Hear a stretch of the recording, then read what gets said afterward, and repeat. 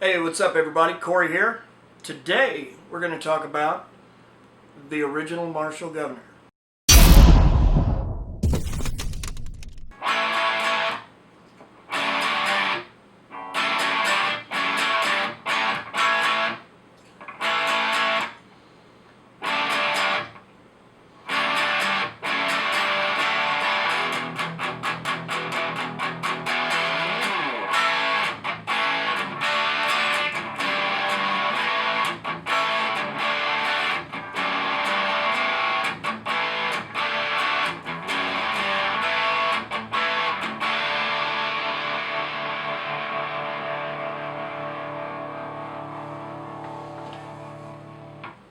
Hey, what's up everybody? Corey here.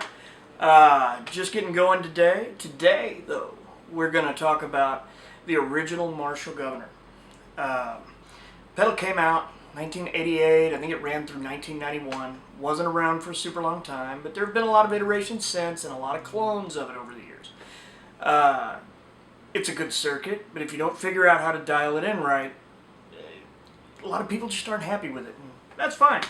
Truth is, I absolutely love mine. Let me tell you a couple things I did to make sure this is nice and even here. As opposed to, I notice a lot of people who have reviewed these have done it through a Marshall. I get the idea, it complements a Marshall well, but I don't feel like it shows you what the pedal sounds like. You know, this is kind of an early amp-in-a-box style pedal, and its idea was to give you a Marshall in a box to throw on your pedal board. So what I've done is hooked it into a 1972 Fender Bassman 50. Amp is super clean. I'm going to give you some clean tones real quick just so you have an idea where we are.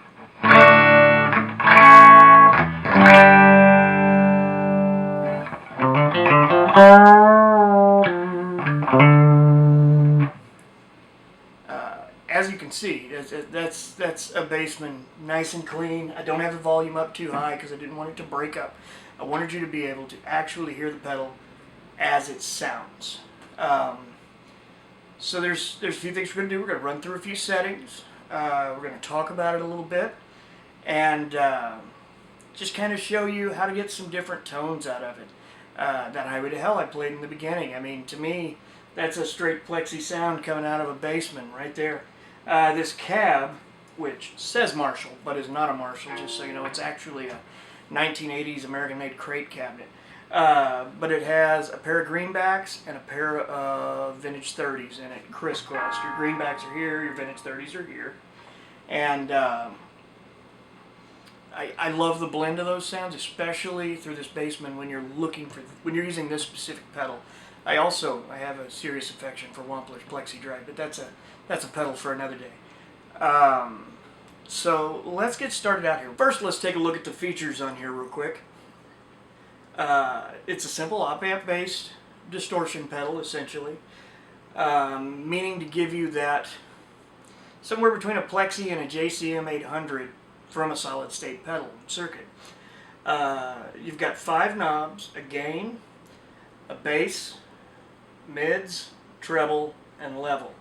So this has a full 3-band EQ, which is really handy on a pedal like this, because you can crank the gain down and just adjust your sound like it's an EQ pedal, and it's really handy in that aspect. I've used it like that before. In addition, you have an input jack, an output jack, and a loop jack. The catch is, with the loop, there's actually only one input, so there is a proprietary cable you get that allows you to split off a 1/4-inch cable so you can run a loop through it and feed it back in, all in one jack. This particular one, as you can tell, is not in the best shape. I got this used a year or two ago, something like that. A lot of its paint's been torn off over the years. It's been gaped a lot.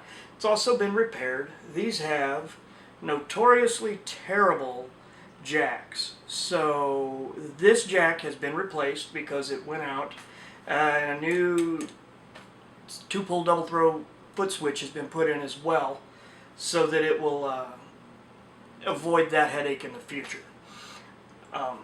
Overall, though, it's a really great little pedal. It's been around a long time. You can pick them up for around $200 now, something like that.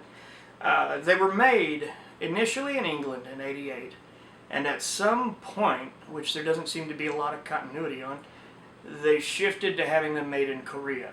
The only way you can tell is by a label on the back. This one doesn't have that label. I'm told it's English from the guy who did the repairs, but I can't personally verify that. Either way, it's pretty great. I've played the Guv'nor 2s that came out later, the Guv'nor 2 Plus, and those are still solid pedals. It's still pretty much the same circuit. It's a little less tinny, but with the right amp and a little time spent dialing it in, this isn't that tinny either, and you can really love it. So now let's get to the fun part. Let's make some noise. Alright, so where we're going to start here is I've set all of the controls to 12 o'clock. Straight up, where you can hear it kind of in its middle range. I did leave the level down a little bit because that through this amp, it gets loud as hell, man. And the truth is, it's just too much for the living room in an apartment. So, but you'll still be able to get a taste for it.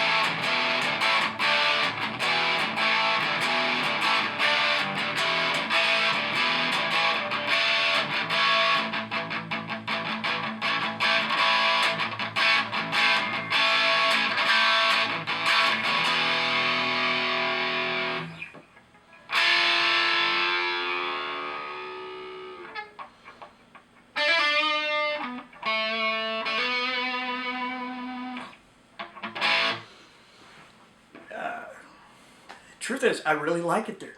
It kind of surprised me. I don't think I've ever set it all to 12 o'clock before just to see how it sounded. It's got a good vibe to it. It's a little bit tinny, which is, like I said, it's a common complaint with this pedal, but it's not the end of the world. So what I'm going to do here is tinker with it a little bit, because I have a couple of happy spots that I really like that I want to show you and kind of show you the difference. First thing I like to do is I like to roll off the treble quite a bit, actually back to like 10 o'clock on the dial. So I roll that way back. I'll give the bass up to about 1:30, 2 o'clock. And the mids I get up around 2:30 or 3, because, you know, it's a Marshall, it's a Les Paul, it's MIDI, it's the way it's supposed to be. And so then, instead of cranking the gain, which is everyone's immediate reaction to a new drive pedal or a distortion, I like to back it way down. If you get that gain down around 7 o'clock, you get this great, I won't say the edge of breakup, because it's still more than that with this pedal, but it's a good smooth distortion that sounds good, and you can play the blues with it, you can play hard rock, you can play whatever you want. So let's check it out.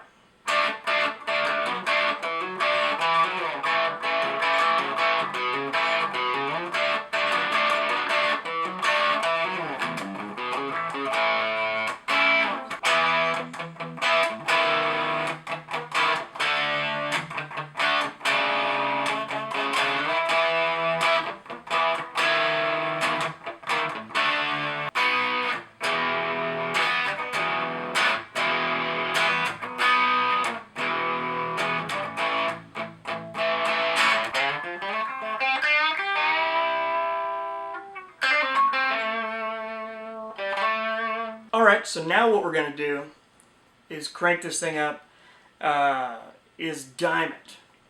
We're going to dime the gain, we're going to dime the mids, we're going to back everything else off and see what happens. Alright guys, what this is going to give us here is the metal tone end of this Guv'nor. This thing has a lot of gain. I got rid of most of the treble just for kicks, because it's kind of its happy spot. And let's see what happens.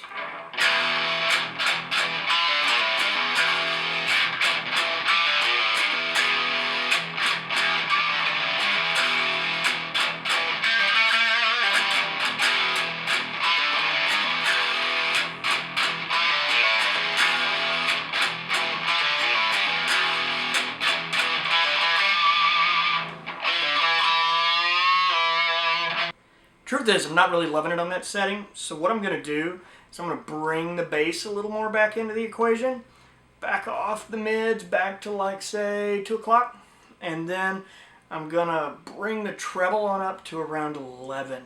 We'll also pull off the gain down to maybe 2 o'clock from its crazy metal setting there. That is, it's just too tight for me. I'm a fan of a more... I love the hard clipping, but I'm very cautious with it. I prefer the gain down quite a bit lower than a lot of people.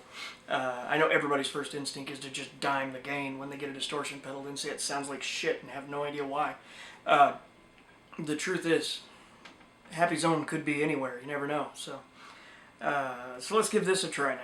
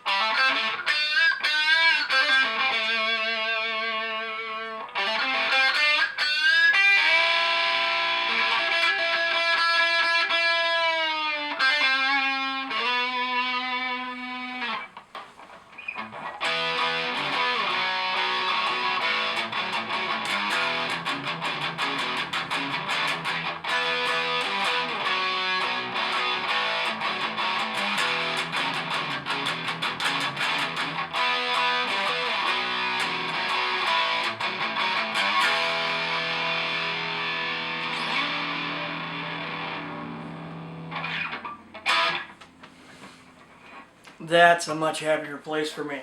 I like that a lot.